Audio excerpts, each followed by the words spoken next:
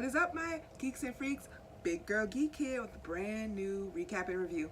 And today I'm here to review The Flash, Season 5, Episode 18, Godspeed. Y'all know what time it is. It's time for 3, 2, 1. Okay, so I didn't watch the episode live. I'm on the East Coast, and for some reason last night, East Coast CW channel played baseball and preempted The Flash. So they're airing this new episode on Saturday, and of course you can go online and watch it on the CW's website or the CW app, you know, on your phone or computer or tablet, whatever, all that good stuff. But I caught some clips on YouTube actually, and that's how I was able to watch it.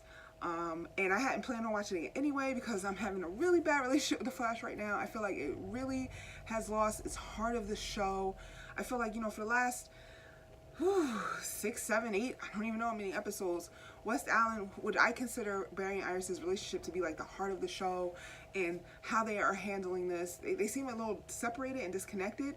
And plus, on top of that, like I've always been saying, one of my criticisms with the show is there's too many characters, a huge cast, overloaded amount, and Barry, because of that, Barry has been sidelined on his own show. And so I've been having this whole issue with them, and I'm like, I don't know if I'm gonna watch season 6, even though we're getting a new showrunner. If he can't turn it around, I don't know how much longer I am going to be watching this show. So I've been having this love-hate relationship, on again, off again relationship with The Flash. So yeah, that's where we're at. Apologize for my neighbor's dog is barking. Somebody must have went into the house. The dog barks a lot, so sorry if you hear that, but yeah. So I'm having this love-hate relationship with the show. I hadn't planned on watching it, so I caught the clips, and I was going through tweets of people watching it live who were on the Middle East, in the Midwest and on the West Coast, who got to watch the show live. Us on the East Coast, we suffered a little bit. So, and everyone was saying, you know, they liked it, they were enjoying it. So I did catch it. And so here is my review of the Godspeed episode. Alright, it started off, and of course, it was directed by Danielle Pennebaker, who plays Caitlin Snow / Killer Frost. It started off the episode right where the last episode left off, with Barry and Iris having this conversation about Nora's betrayal in front of the team. And my problem with that scene was, this is for me, it's a private family moment. This isn't like, hey, let the whole team of 5,500 people discuss how we feel about our daughter lying to us. Reverse Flash Thawne has hurt Barry the most. Yes, he pretended to be Wells, and he lied to Cisco and Caitlin, but he murdered people in Barry's family. He's the reason Barry is a speedster. He has affected him the most, which then in turn affects his wife and then affects his child. So I feel like that should have been a conversation just between them. And if they need an extra family, they could have, of course, had Joe and Cecile there for support as Iris's father, and then help raise Barry and take him in as his guardian to Barry. So I just didn't need that whole scene of them trying to figure that out, even though it was quick, in front of everyone. They could have been like, hey guys, give us a minute, whatever, you know, they always do that.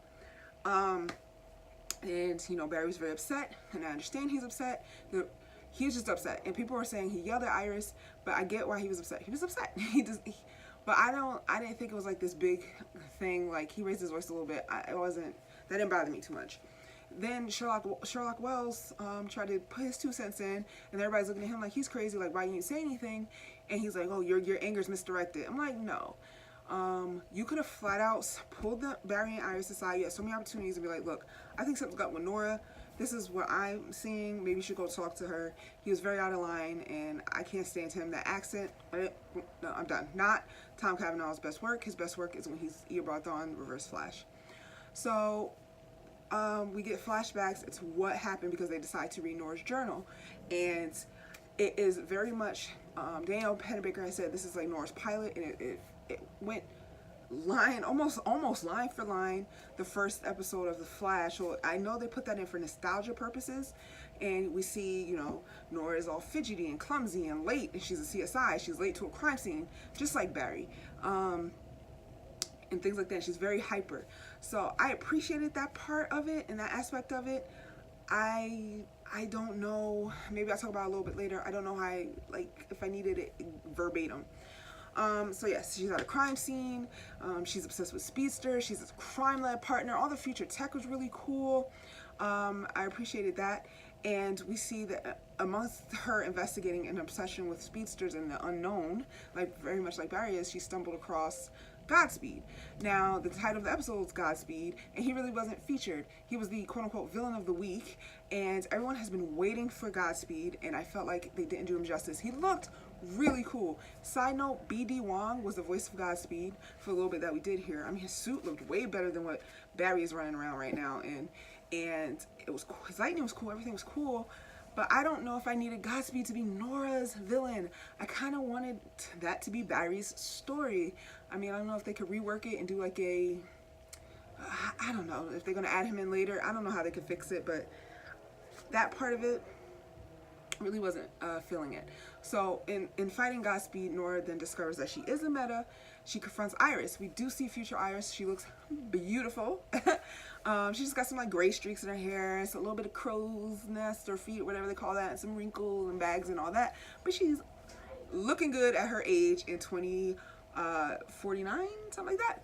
So they have their and I thought it was gonna be this big blow up when she finds out about the chip.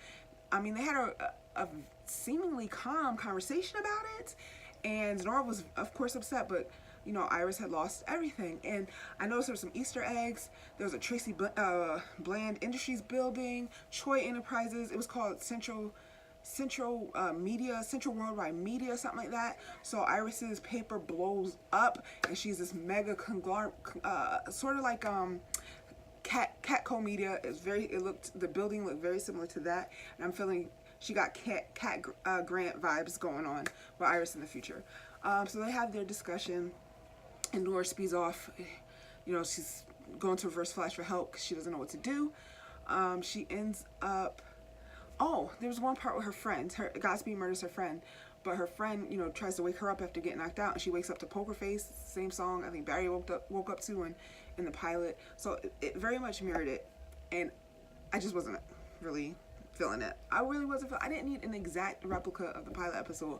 I would like to feel the feel and the writing and everything in the first 3 seasons, but I didn't need like, you know, that much copying.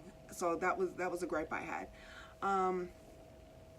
And she goes to Gideon, who she finds out the Flash is her dad through Gideon, and Barry has left her this heartbreaking message because he's in crisis. Like crisis on Infinite Earths is happening around him, and he's not going to make it, and he leaves her a message. And he's like, you know, my sweet Nora, if you're seeing this, you have powers like me.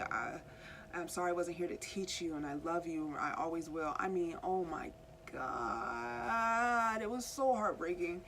And that causes her, you know, she gets upset. She's in her feelings, but then she, you know, long story short, she defeats Godspeed. I don't want to get into the whole, you know, I'm not gonna do the whole recap. Like I said, I'm having this love-hate relationship with the Flash right now. And she defeats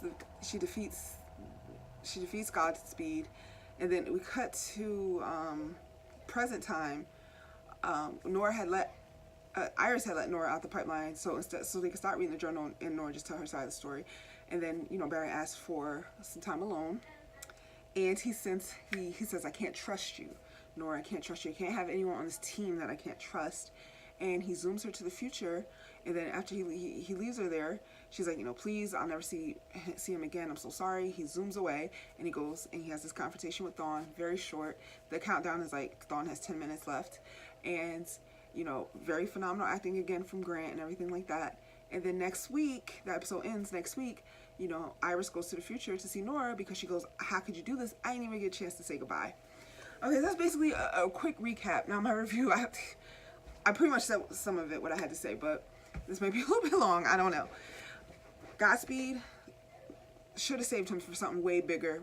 Huge disappointment with how they use Godspeed. They could have saved him for a bigger story arc, and I hope they get a chance to do that. I didn't need the matchy. A few like subtle hints here and there matching the pilot, but I didn't need it exactly like that. The script was good. I enjoyed the episode, but it was those things that, I mean, that was really major. How I feel like they really just missed the mark with Godspeed. And certain things with the scripts. I mean, overall, it was cute. It was all right. It was entertaining.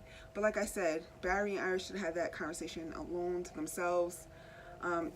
Now, you know, Barry's overreacting a little bit to me as far as not his anger, but as far as sending her to the future, knowing Iris was the one who wanted to say goodbye, especially when she first came and they had that, they weren't connecting, and they finally were getting somewhere, like towards the end, back half of the season. And then also Barry, I feel, is out of character because he's saying he can't have anybody on the team he can't trust, yet Killer Frost and Caitlin's on the team, and she's betrayed the team. She's tried to kill him multiple times. She lied about the Philosopher's Stone, caused Wally to get kidnapped. She never apologized to Iris for her role in season 3 and getting and plotting her murder. And then she's in the house, in Iris's house, baking pies. They never apologized to the girl. So I'm like, and Nora is his blood, his absolute blood, and Caitlin is someone that he signs her checks. You know what I mean? And it's just like, come on, man. When you compare, I really wasn't feeling that. So all that, having said all of that, if I had to rate this episode on a scale out of 10, but I'll give it a strong, solid 7, which is saying a lot for this season. So, but what do you guys think? I can't wait to discuss with you in the comments. Please let me know. And as always, you know, we're going to have fun discussion. Please don't come at me. I'm a little bit nervous. Let's keep it nice. Let's agree to disagree. I had some people going off in the comments recently. Let's keep it cool. But yes, please let me know what you think in the comments. And I'll get back to you. Until next time, I'm out of here. Big Girl Geek out. Peace. Hey, where are you going? You just watched a cool video. Subscribe.